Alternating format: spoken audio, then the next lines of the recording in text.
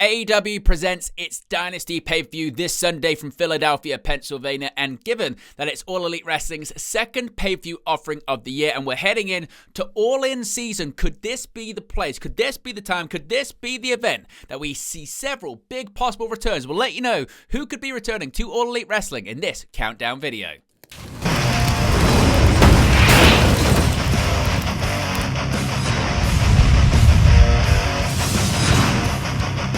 Hey guys, welcome back to Wrestling News 365. Hope everyone is doing very well. As always, there are plenty of news stories to get into in the world of professional wrestling. Let's begin when it comes to these possible returns this weekend. Of course, it is AEW Dynasty this coming Sunday. As you can see right there in the sidebar, we will be doing a watch-along and a post-show for the event from Philadelphia, Pennsylvania. It's AEW's second pay-per-view offering of the year. And when it comes to AEW pay-per-views, they like to go big, and this could mean several big names could be set to return to AEW television. Let's get straight in to the names that could be returning, beginning with the Young Bucks. Now, these were names, weren't they, of course, that we thought possibly could return at AEW Revolution last month, given the fact that the event was at the Crypto.com Arena. It was in Los Angeles, California, that being the home state of the AEW Executive Vice Presidents. What a perfect place for Matthew and Nicholas Jackson to return to AEW TV. Now, of course, in the end, it didn't happen. There were reports and there were rumors that the Young Bucks were backstage at prior episodes of AEW Dynamite, particularly those that ran in the state of California, where they are from. But the event went with no Young Buck arrival, no Young Bucks return or anything like that to AEW television. And we still, in 2025, have yet to see the AEW EVPs on AEW TV. Now, we have seen them in New Japan Pro Wrestling. They won and lost the IWGP World Heavyweight Tag Team Championships. And after they lost the championships, which was several months ago at this point, they even said it was time for them to go back to AEW. But still, we didn't get a return to AEW. We didn't get anything like that to AEW. So we're still waiting on the Young Bucks to make their return to All Elite Wrestling. So could this be the case? Of course, we're heading into AEW All-In season. Of course, we're heading into it being AEW's biggest time of the year when it comes to the Owen Hart Foundation Cup tournaments. Of course, AEW All-In Texas, AEW's first proper stadium show in the United States, not counting the Grand Slam edition of Dynamite from, of course, Arthur Ashe Stadium in Queens, New York. So it's a big, big time of the year for AEW. And given that's a big time of the year and all hands on deck, and of course the Young Bucks, after signing those new contracts with All Elite Wrestling, have limited appearances on their contract, means that AEW have to be a bit selective and they have to pick their right moments for when they want to use Matthew and Nicholas Jackson. It would make most sense, wouldn't it, that the Young Bucks returned at Dynasty. The same pay-per-view, of course, last year, which they won the AEW World Tag Team Championships in a ladder match with the help of Jack Perry, the Scapegoat, making his return to AEW at that event. So a year later on, could we see the Young Bucks return? Who would they face off against? Well, it's difficult to say, isn't it? And you can let me know in the comment section below. What do you predict the Young Bucks' plans could be if and when they do return to AEW? Which team would they likely face off against? Would they come back and reunite with Kazuchika Okada? Would they reunite with Kenny Omega? Would they be involved in that kind of feud? Let me know your thoughts. Let me know your reaction to that. But the Young Bucks, seemingly, could they be set for finally a return to AEW TV? We haven't seen them since the Fright Night edition of AEW Dynamite all the way back in sort of October time of last year. So no Young Bucks for a while on AEW TV, but could Dynasty be the place that the EVPs return to All Elite Wrestling television? Now, next up, Killswitch, another name that I did kind of predict possibly could make his return at AEW Revolution last month. Now, it didn't happen, but actually, I was a little bit closer than previously first thought. Of course, Killswitch could have been involved in the main event. The main event for AEW Revolution was Cope versus Jon Moxley, AEW World Championship. It didn't end up like that, though, and what was probably one of the worst matches, if not the worst match on the show, was the main event for the World Championship. We saw a finish that saw Christian Cage cash in his contract for a guaranteed AEW World Championship opportunity. Unfortunately for the leader of the Patriarchy, he got choked out from a Bulldog choke by Jon Moxley, allowing Moxley and the Death Riders to retain the AEW World Championship in the process. But I had thought, and one of the theories going in to AEW Revolution was that Christian Cage was going to cash in his contract, and there was going to be a situation where Killswitch, who we haven't seen since around, August, September time of last year, he was out and seriously hospitalized with double pneumonia, life-threatening illness at the time. There were concerns if he could ever come back, ever wrestle again. There was this theory that Killswitch would come out, get involved, effectively hand the AEW World Championship to Christian Cage, like he's done with the TNT Championship, like he did with the contract in the first first place to earn an AEW World Championship opportunity at AEW All in London last year. Now, we didn't see Killswitch, but after the show, after AEW Revolution, in the days afterwards, there were these reports that Killswitch, the former Luchasaurus, might have actually been backstage. He might have actually been backstage at the Crypto.com arena, and there were possible discussions, or at least an alternate ending, that would have seen him return and get involved. Now, I don't know if that alternate ending would have seen Christian Cage win the AEW World Championship. We don't know if that alternate ending would have seen Cage still cash in his AEW World Championship contract, and then Killswitch would have returned and then cost Christian Cage the match. Of course, there have been cracks appearing in the patriarchy on AEW television in recent weeks, haven't there, with Nick Wayne speaking up and Mother Wayne speaking up. So there could be a situation where maybe Killswitch does make his return, and it looks like he's going to align himself with Christian Cage, who as of right now isn't booked for the pay-per-view, but there could be a situation where Killswitch returns and either goes against Christian Cage, aligns with Christian Cage, maybe gets involved in Cope FTR versus the Death Riders. There are certainly many different ways that Killswitch could return. We still don't have any confirmation that he has actually been cleared. That was certainly a point of contention going into AEW Revolution, the fact that he told people that he was medically cleared by his own doctors, but his own doctors versus AEW doctors are a completely different thing. As I mentioned, Killswitch was seriously ill. He was found passed out in his home. He had double pneumonia, he had fluid in both lungs, and it was a real serious health situation. So the fact that he'd be able to come back at all, let alone get involved in a high-profile situation, would be a massive testament to his recovery. So those kind of details we still just don't really know that much about, so we'll have to wait and see. But given the fact that there at least were, shall we say, tentative plans or alternate plans for Killswitch to be involved in the AEW Revolution main event, that says to me that he must be fairly close to returning to AEW TV. So Killswitch is a name that certainly, I think, could potentially make a return at AEW Dynasty, but I suppose that is dependent on if he can get cleared and what the plans are moving forward with Christian Cage and the patriarchy. Next up, could we see Darby Allin return? Of course, we haven't seen Darby Allin for a little while now, and Darby Allin at one point in 2024 had absolutely massive plans in AEW, didn't he? Because whilst Bryan Danielson was the AEW World Champion, at one point, there was rumors and suggestion that it was going to be Darby Allin who was going to defeat Bryan Danielson in his home state of Washington and become the next AEW World Champion. And there was going to be a situation of this sort of passing of the torch between Danielson and Darby Allin winning his first AEW World Championship. Now, of course, we know in the end that didn't happen. In the end, it was Jon Moxley who faced off against Bryan Danielson, and it was Jon Moxley who won the AEW World Championship and seemingly retired him in the process. Now, Darby, as I mentioned, we haven't seen him since the end of last year on AEW television. He was a participant in the 2024 Continental Classic. He was placed in the Gold League.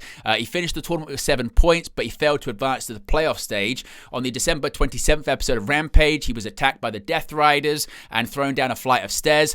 All of this was done to write Darby Allin off television to allow him to resume his training for climbing Mount Everest. Of course, initially, he was going to be climbing Mount Everest, but he actually suffered a broken foot during the match against Jay White, so he actually eventually recovered from that, came back. He made a surprise return in May of last year, and then he was involved, wasn't he, with the Blackpool Combat Club and the Elite and all that kind of stuff going into Anarchy in the arena. But the point being is that we don't really know his status when it comes to how, if he's climbed Mount Everest, if he's still training, if that's still a thing. He seems pretty set on doing it. But at one point, was the suggestion that Darby Allin was going to be the next AEW World Champion. Now, Tony Khan, sometimes when it comes to his world champions, has been known to wait long term and want to have specific people to hold the championship. But he's also known to change his mind and pivot very quickly for certain situations and certain things. So if Darby Allin is available to come back, maybe Jon Moxley retains the AEW World Championship against Swerve Strickland, and maybe Darby Allin is the one to take the championship up him. Maybe Darby Allin enters the Owen Hart Foundation Cup tournament, and maybe it's going to be Darby Allin versus Jon Moxley in the main event of AEW All in Texas. There are still many different ways you feel like this one could go when it pertains to the AEW World Championship and who is going to be the person to dethrone Jon Moxley and take that AEW World Championship out of the briefcase, which he's been carrying around ever since he won the title from Danielson at Wrestle Dream last year. So Darby Allin, certainly a name we could see, but it depends on just what his status is right now when it pertains to his climbing of Mount Everest. Now, Britt Baker, the women's division, the former AEW Women's World Champion, there has been so much controversy and so much speculation about her status within All Elite Wrestling, hasn't it? Now, as of right now, as far as we know, Britt Baker is still signed to AEW. Now, it's been a very strange kind of 12 months for Britt Baker. At Forbidden Door in June last year, Britt Baker made her return. She'd been away for 9 months because she'd had herniated discs, she had a torn hip labrum, she'd suffered a transient ischemic attack that further sidelined her for the first half of 2024. But she returned and she got into this feud with Mercedes Moné, didn't she? This led to a match at AEW All In, which, of course, actually Mercedes Moné won, retaining the TBS Championship in the process. Now, shortly after that, there were these reports that Britt Baker had been suspended for a couple of weeks. She'd had a backstage altercation with MJF and his girlfriend, Alicia A. Tout, who, of course, is a backstage interviewer for AEW. Now, she returned, but then wasn't featured that much after she was defeated at All In by Mercedes Moné. She defeated Penelope Ford in an episode of Dynamite in November. She was confronted by Serena Deeb. Baker responded by saying, nobody cares, nobody cares. And then we didn't really see all that much of her once again. That was the last AEW appearance, and that was in, November last year. Now, since then, there have been reports of heat backstage. Tony Khan throwing his hands up in the air and effectively saying, I'm done with Britt Baker. There's too many backstage issues. There's too many backstage problems. There's too much heat. We've had too much of that in the past. We can't be doing with it anymore effectively. But then those reports were played down, saying this has all been overblown. There were reports that she was about to be let go or had been fired from AEW. Those reports again were shot down and said, nope, that's not true. She is still under contract.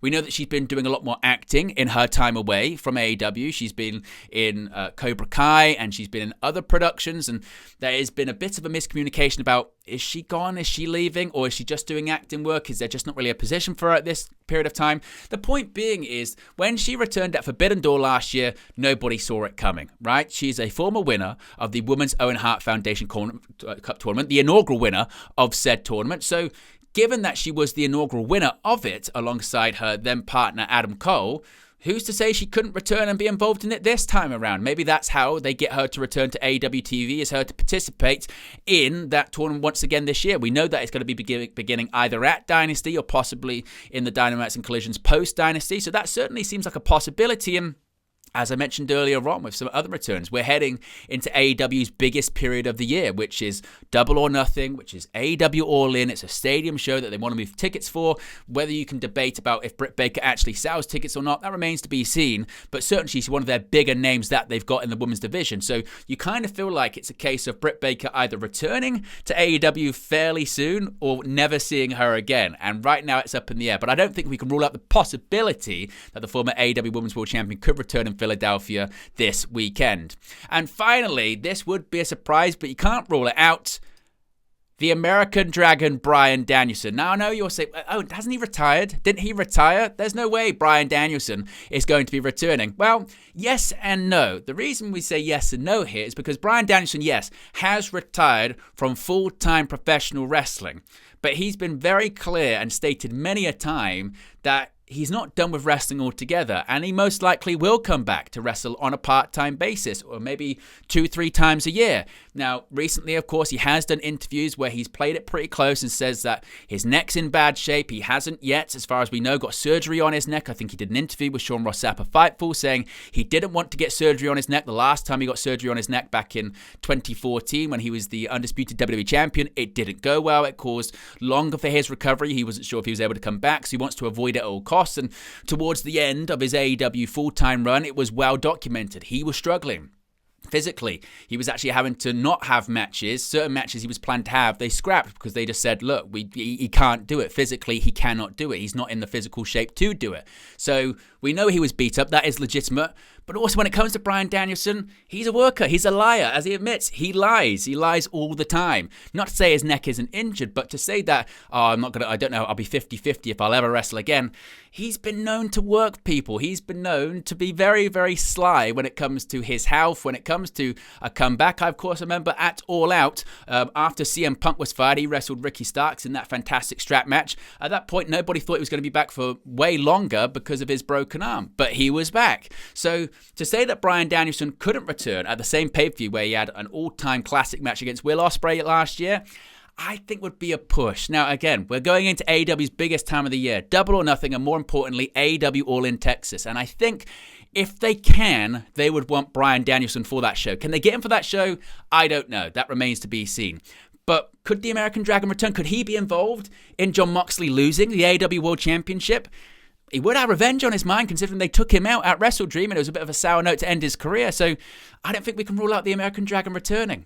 So there you go, guys. There are 5 possible returns, possibly, for AEW Dynasty this weekend for Philadelphia. Let me know your thoughts. Let me know your reactions. Let me know your hot takes in the comment section below.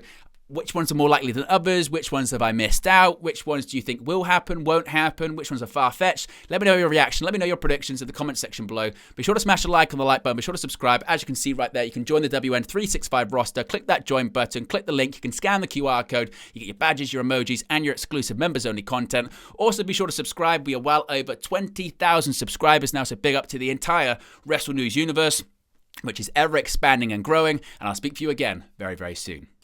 Hey guys, thank you for watching, listening, streaming, or however you come across this video today. Be sure to click on the video on the right there to watch our next video, or click the bottom there to subscribe, or the bottom right hand corner. Thank you very much, and I'll speak to you again very soon.